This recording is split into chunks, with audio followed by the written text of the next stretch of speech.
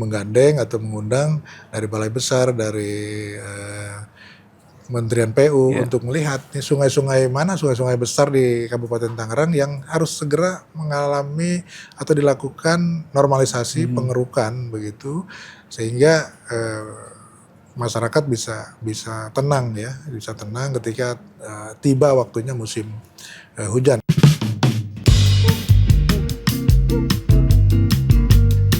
Assalamualaikum warahmatullahi wabarakatuh. Waalaikumsalam warahmatullahi wabarakatuh. Halo Sobat Tribun Tangerang dimanapun berada, jumpa lagi dengan saya Eko Priyono, manajer peliputan di Tribun Tangerang yang merupakan grup dari Warta Kota.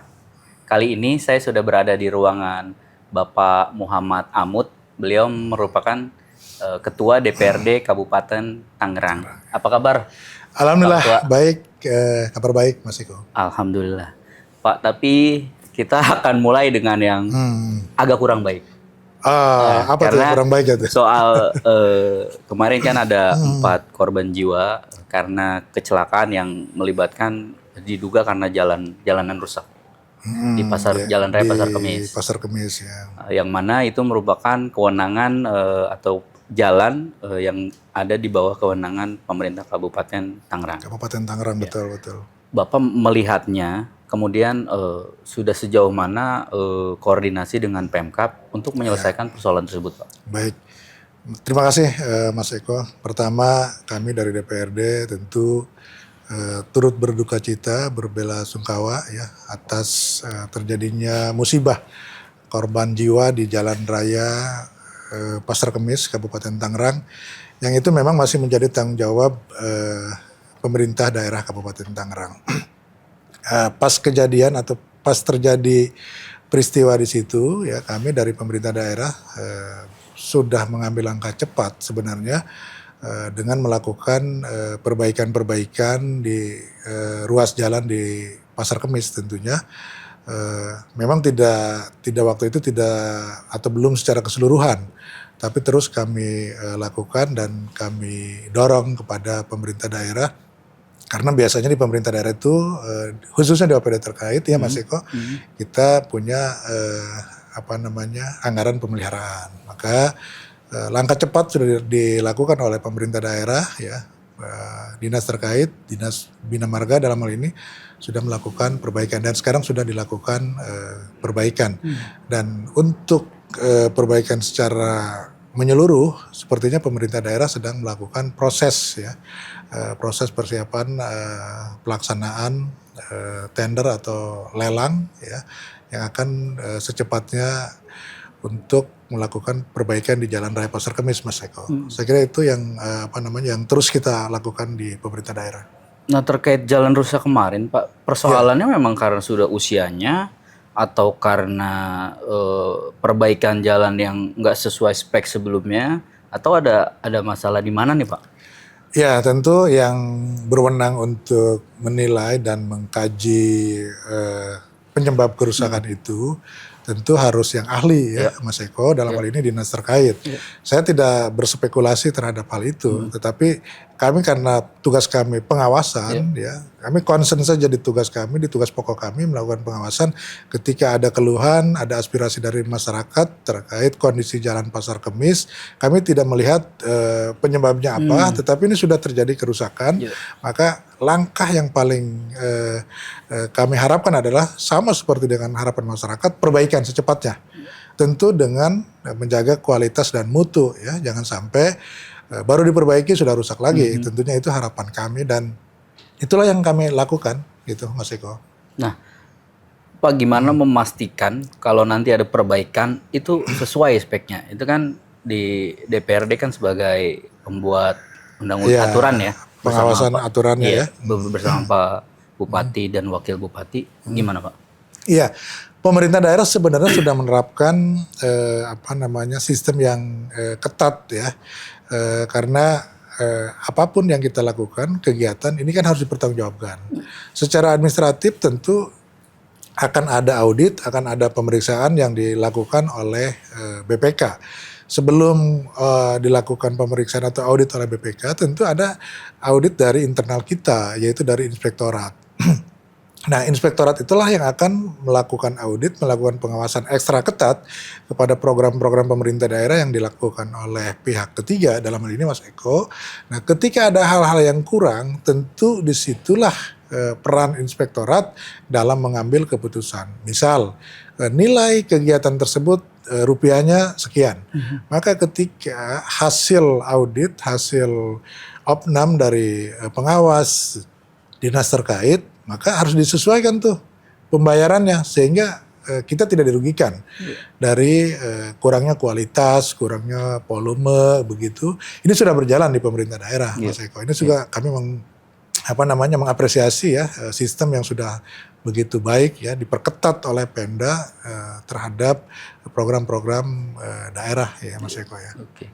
Pak, sebagai ketua dewan, ini bicara Kabupaten Tangerang setahun terakhir gitu lah ya kira-kira, setahun terakhir setelah pilkada kemarin. Apa saja Pak yang menjadi keinginan warga agar wilayahnya diperbaiki, dan bagaimana DPRD atau sebagai anggota dewan menyikapin masukan-masukan dari masyarakat? Pertama dari sebagai kelembagaan ya, memang kami tempatnya masyarakat mengadukan, beraspirasi, menyampaikan pendapat, ya itu pasti ke DPRD salurannya begitu. Tetapi dari sisi fungsi kami sebagai lembaga legislatif yang punya 3 fungsi tadi, Mas Eko ya, tentu kami melakukan pengawasan itu, banyak hal yang kita lakukan. Pertama secara normatif tentu kita lihat, juga pendekatannya dari sisi kebijakan juga kita akan lihat begitu. Ya, yang berikutnya juga kita akan lihat dari sisi programnya dari pemerintah daerah. Nah, selama ini kami melihat ya, kita dari sisi program dulu ya. Pemerintah daerah Kabupaten Tangerang dalam hal ini sudah on the track. On the track dari sisi apa? Beliau melaksanakan program visi misi yang itu disampaikan saat kampanye pilkada, ya kan, lewat RPJMD. Nah ini kan janji politik yang sudah direalisasikan, dan kami melihat itu, mengkaji itu sesuai nggak. Kalau sudah sesuai, tentu kami harus memberikan persetujuan. Nah, kita kan dari sisi itu dulu melakukan pengawasan segala hal lainnya tentunya ya Mas Eko. Nah, kaitan dengan 1 tahun kinerja Pak Bupati, pertama tadi dari sisi program ini sudah on the track. Artinya program RPJMD memang sudah teranggarkan, sudah terprogramkan. Ini kan cara kita menilai dari situ dulu. Nah, lalu dalam perjalanannya, saya pikir sudah cukup bagus ya. Bahkan beberapa program ditambah begitu ya. Contoh misalnya, ini kalau kita bicara melihat persoalan secara makro Kabupaten Tangerang, tentu masih ada hal-hal yang harus kita perbaiki.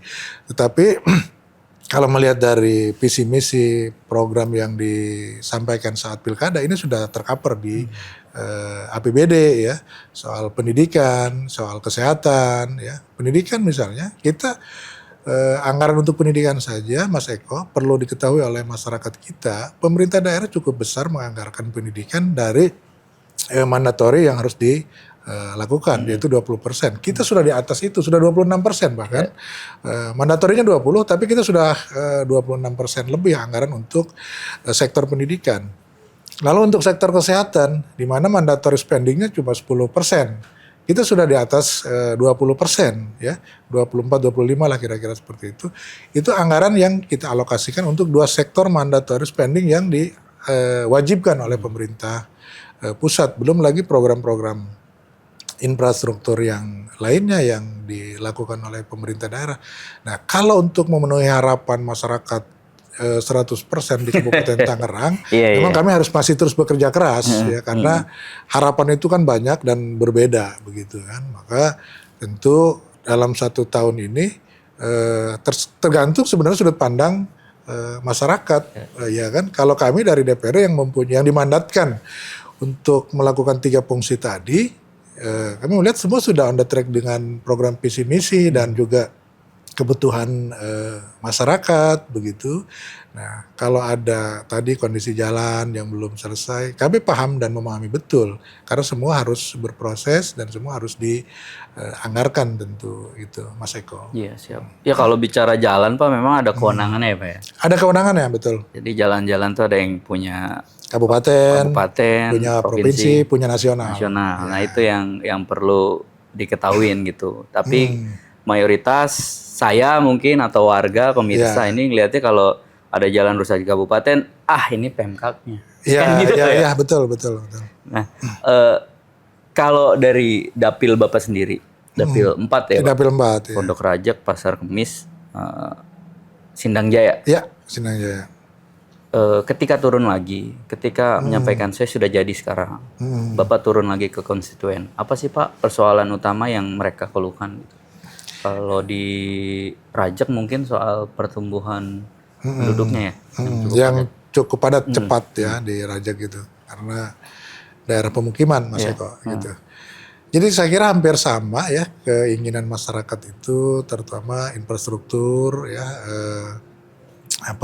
yang disuarakan, diaspirasikan, terus juga masalah lapangan kerja tentunya, masalah lingkungan ya, yang itu disampaikan melalui kami ya, baik secara langsung bersilaturahmi maupun dalam program reses segala macam.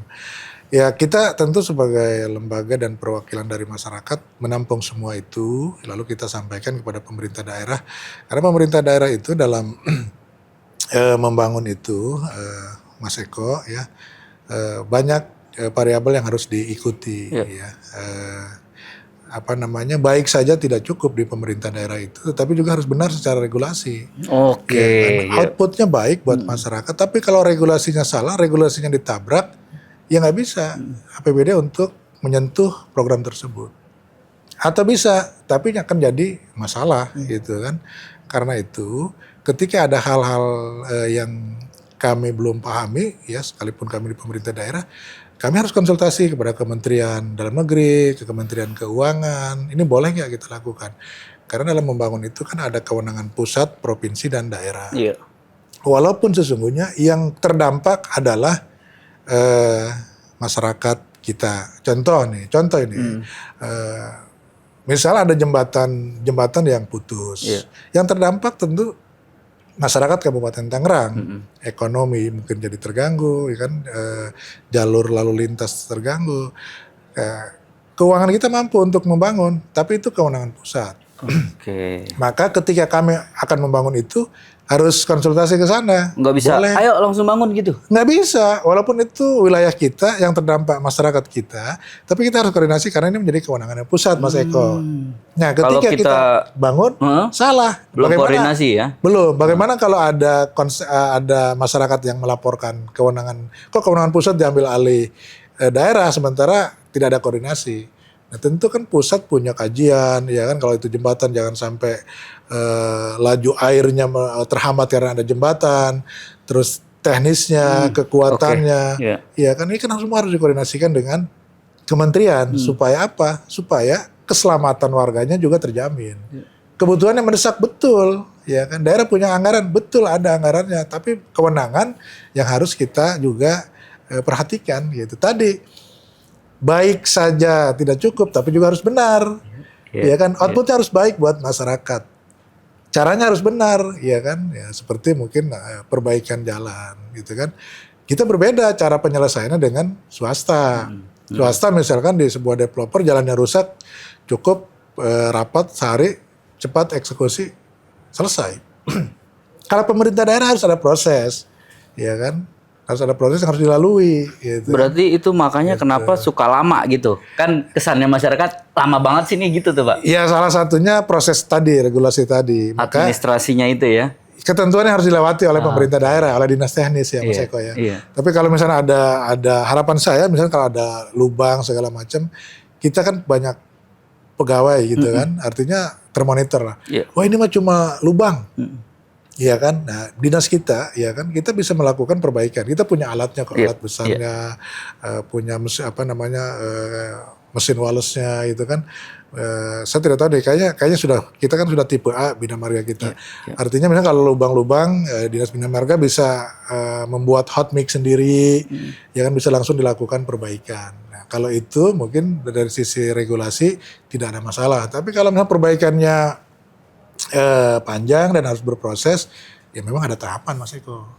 Itu yang bedanya kita dengan sektor swasta ya. Kalau swasta mungkin di kawasan-kawasan elit begitu rusak mereka karena itu masih tanggung jawab mereka, belum diserahkan ke pemerintah daerah. Ya kan pasus-pasusnya mereka lakukan perbaikan cepat. Ya betul, karena mereka tidak punya regulasi yang harus mereka pertanggungjawabkan secara hukum gitu, Mas Eko. Kita punya itu. Oke. Kita ada aturan itu. Pak, gimana kalau terkait banjir? Sama juga harus ada administrasi atau proses yang perlu dilalui. Kayak kemarin kan banjir Iya, di cukup banyak ya kabupaten banyak Tangerang. ya. Tapi ternyata ya itu beririsan, ya bukan beririsan, memang wilayahnya kabupaten juga tanggung jawab. Betul. Kabupaten, provinsi Banten. Itu gimana Pak? Ya, saya sebenarnya mengapresiasi ya, jujur saya mengapresiasi apa yang dilakukan oleh Pak Bupati, oleh pemerintah daerah dalam penanganan banjir kemarin. Ya, beliau keliling semua sehingga mengenal siang malam begitu ada aduan. Karena saya sempat mendampingi di Rajek di salah satu perumahan yang tanahnya amblas ya karena curah hujan tinggi. Saya bersama beliau mengunjungi lokasinya gitu kan. Yang terkait banjir kemarin beliau itu tadi kenapa saya mengapresiasi.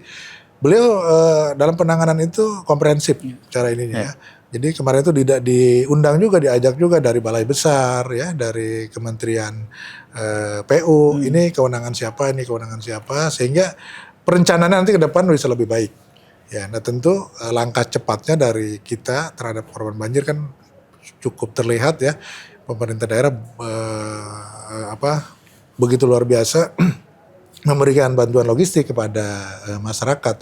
Ini penanganan jangka pendeknya ya. Ya. Memang kami dari DPRD ini sudah saya sampaikan ke pemerintah daerah. Kami dari DPRD mendorong ke depan ini ada pertemuan, ada kegiatan di mana kita mengundang para tenaga ahli tata kota, ahli tata ruang, ya bagaimana mempola atau menata tata ruang wilayah Kabupaten Tangerang sehingga banjir ini ke depan tidak menjadi siklus atau fenomena yang menakutkan masyarakat gitu kan. Maka harus ada langkah cepat dari sekarang, langkah-langkah yang strategis jangka panjang ya, sehingga banjir itu tidak terjadi lagi dan tidak ada korban akibatkan oleh bencana banjir. Nah, kita akan mapping ke itu, Mas Eko, ke arah sana, Mas Eko. Gitu Kapan itu Pak? Itu menarik sekali tuh. Semua berarti hadir kan ya dari provinsi, dari setiap kabupaten kota di Tangerang Raya mungkin gitu ya? Betul. Itu kapan tuh kita Pak? akan mapping. Nah, kita akan rencanakan dengan Pak Bupati ya untuk mengatur jadwal. Kita akan rumuskan itu agar Kabupaten Tangerang musibah banjir itu tidak lagi terjadi atau bisa diminimalisir dampaknya ke masyarakat kita. Maka kemarin sudah tepat ya kami menggandeng atau mengundang dari Balai Besar, dari Kementerian PU untuk melihat nih sungai-sungai besar di Kabupaten Tangerang yang harus segera mengalami atau dilakukan normalisasi pengerukan begitu sehingga masyarakat bisa tenang ya, bisa tenang ketika tiba waktunya musim hujan. Karena kalau kita tidak menggandeng Balai Besar, tidak menggandeng Kementerian PU, ya tadi kita mau melakukan revitalisasi ataupun normalisasi terhadap sungai-sungai besar, karena itu menjadi kewenangan pusat, ya kan? Nah, kita harus memahami kita semua punya aturan yang harus kita ikuti begitu. Nah, ini insya Allah mudah-mudahan dipahami oleh masyarakat kita, Mas Eko ya. Siap. Gitu. Pak, kalau sekarang sebagai anggota dewan nih Pak, warga kan perlu sekarang makin banyak tampilan-tampilan politik, video-video politik, podcast politik yang ya tentu mencerdaskan masyarakat. Nah, masyarakat mulai berpikir jangan sampai nanti kita suaranya aja dimanfaatin sama calon anggota dewan gitu. Nah, Bapak ngerawat konstituen gimana caranya nih? Kan Bapak udah 2 periode. Itu sesuatu yang nggak terbantahkan. Berarti Bapak punya eh, lumbung suara yang ya bisa mengantarkan Bapak sampai posisi sekarang? Iya, pertama dari sisi program ya ini kita ya, saya Mas Eko begitu terpilih menjadi anggota DPRD, ya, walaupun sederhana, rumah itu ada pagarnya Mas Eko. Oh, siap. Nah, Iya, iya, iya. begitu dinyatakan terpilih oleh KPU, ya belum dilantik belum. Oke. Di periode pertama, saya minta izin ke keluarga, ya, ke istri, begitu, agar pagar rumah itu kita buka, kita jebol, kita biarkan terbuka. Jadi sampai sekarang kediaman kami tidak ada pagarnya, Mas Eko. Oke. Jadi 24 jam. Lalu saya di samping rumah itu menyiapkan ruang aula yang kita beri nama Pondok Aspirasi Partai Golkar. Yang itu silakan kader masyarakat 24 jam bisa bersilaturahmi ke situ. Yang penting kita komunikasi begitu. Takutnya saya lagi di luar kan, Mas Oke. Eko ya. Takut lagi di kantor, mereka datang gitu kan, nggak ada saya. Tapi kalau kader yang standby di situ ada. Ya kan, staf yang kita untuk menerima masyarakat di Pondok Aspirasi itu ada. Jadi kita menerima masyarakat itu terbuka, ya. Saya tidak membatasi silaturahmi dengan masyarakat di rumah, ya. Ya, karena masyarakat juga paham begitu kan, mengerti gitu kan. Yang jelas ruang diskusinya kita buka, sarananya kita buka, agar kenapa saya bongkar atau kita nggak pakai pagar di kediaman Mas Eko, karena biasanya masyarakat itu suka sungkan, Iya. suka nggak enakan gitu kan. Tapi kalau nggak ada pagar, ada ruang buat menunggu, ada ruang aula yang kita siapkan, masyarakat bisa nyaman. Jadi itu Mas Eko yang kita lakukan saat ini di 2 periode ini. Nah, ketika Bapak nggak ada, kan banyak tuh puluhan, ratusan mungkin warga di dapil Bapak datang. Nah, Bapak dapat laporan dari staf, misalnya ketika Bapak nggak ada. Gimana Bapak memilih, oh yang ini dulu nih kita beresin, oh yang ini nanti, yang itu gimana Pak prioritasnya? Iya, kalau kaitannya dengan aspirasi pembangunan, misalnya, tentu pemerintah daerah itu kan punya format, punya sistem ya, punya prinsip ya, yaitu skala prioritas tentunya. Nah, yang berhak melakukan kajian skala prioritas itu kan tentu pemerintah daerah, eksekutif. Nah, kita, Mas Eko, berkewajiban hanya menampung aspirasi masyarakat, lalu kita perjuangkan kepada pemerintah daerah, Ya. ya, dengan memberikan argumentasi bahwa ini dibutuhkan gitu kan, bahwa ini menjadi harus segera dianggarkan misalnya di tahun depan segala macam. Kita berikan penjelasan itu pada pemerintah daerah agar diakomodir di dalam musrenbang kecamatan, musrenbang kabupaten, di RKPD. Jadi kita ikuti mekanismenya yang ada di pemerintah daerah, Mas Eko, gitu. Pak, ini menjelang akhir nih Pak. Soal korupsi itu jadi hal yang jadi perhatian makin menguat sekarang. Gimana DPRD mengawal transparansi ya Bang? Anggaran yang digunakan ya di pemerintahan Kabupaten Tangerang. Saya kira sekarang eranya era digitalisasi ya Mas Eko ya. Artinya tanpa kita arahkan pun masyarakat sudah bisa mengakses itu secara terbuka ya. Misalnya terkait regulasi ada JDIH yang bisa dilihat, bisa diakses ya secara umum di pemerintah daerah.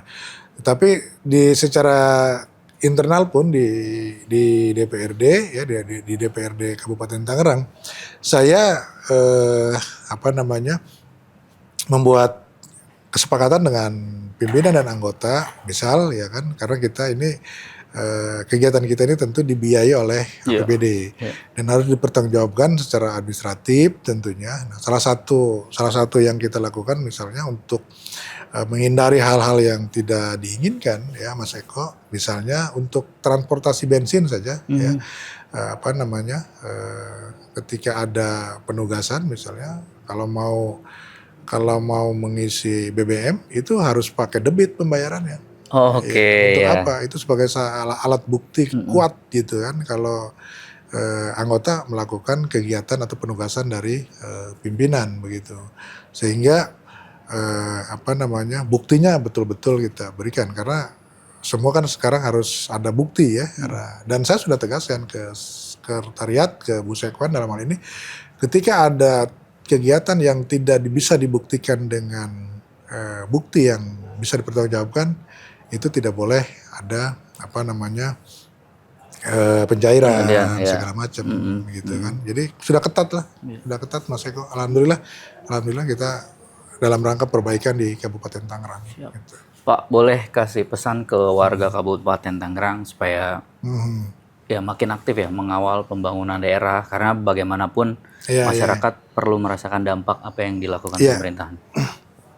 Ya, tentu saya mengajak dan harapan saya masyarakat proaktif ya, berpartisipasi di dalam pembangunan, termasuk menyampaikan aspirasi-aspirasi yang sekarang sudah ramai di media sosial. Kita paham betul apa yang diinginkan oleh masyarakat, apa yang diinginkan oleh publik Kabupaten Tangerang.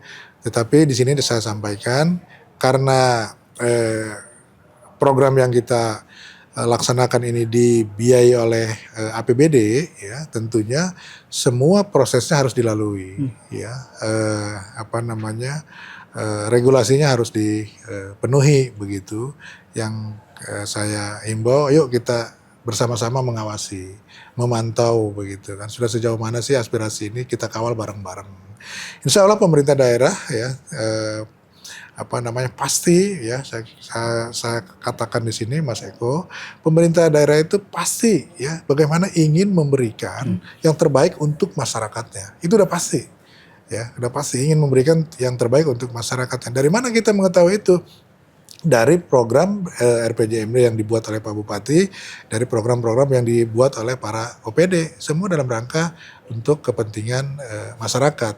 Ada yang belum puas, pastinya pasti ada yang belum puas menerima program itu, gitu kan? Karena 3,5 juta Mas Eko penduduk Kabupaten Tangerang saat ini, ya, dan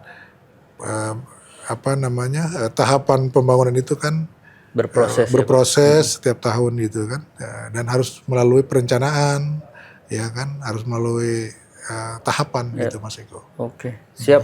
Pak Ketua, terima kasih banyak atas waktunya. Terima kasih Mas Eko. Mudah-mudahan lancar. Siap. Mudah-mudahan bisa lancar terus dan kolaborasi dengan Pemkab untuk kemaslahatan warga Kabupaten Tangerang. Baik Mas Eko, baik. Demikian terima sobat. kasih, Mas Eko. Sama-sama Pak. Demikian sobat Warta Kota Network. Sampai bertemu lagi dengan narasumber lain. Wassalamualaikum warahmatullahi wabarakatuh. Waalaikumsalam warahmatullahi wabarakatuh. Download Tribun X sekarang. Menghadirkan lokal menjadi Indonesia.